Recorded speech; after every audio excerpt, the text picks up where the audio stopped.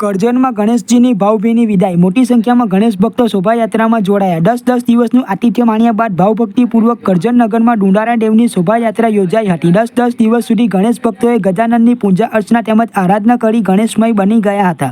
10મા દિવસે નારેશ્વર નર્મદા નદીમાં ગણેશજીના વિસર્જન કરવામાં આવ્યા હતા. નારેશ્વર નદી કિનારે મોટી સંખ્યામાં ગણેશ ભક્તો ઉમટી પડ્યા હતા.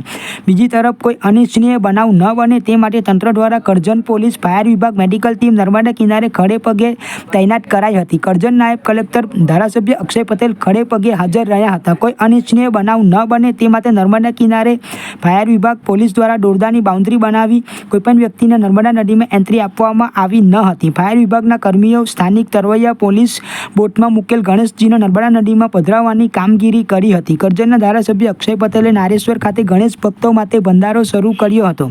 ગણેશજીના વિસર્જન કરવા આવતા તમામ ગણેશ ભક્તોને જમાડવાની સરાહનીય કામગીરી કરી હતી. કરજણના ધારાસભ્ય અક્ષય પટેલ સહિત તેમનો પરિવાર પોતાના હાથે ગણેશ ભક્તોને પીરસી જમાડતા જોવા મળ્યા હતા. કરજણના ધારાસભ્ય અક્ષય પટેલે અંદાજિત 20,000 ભક્તો જમી શકે તેટલું જમવાનું બનાવ્યું હતું.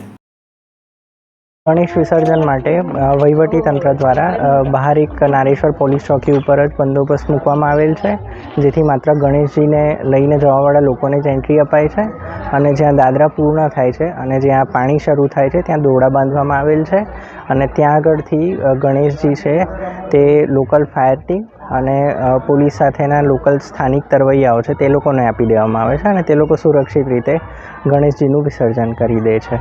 એટલે તંત્ર દ્વારા સંપૂર્ણ તૈયારીઓ કરાઈ છે.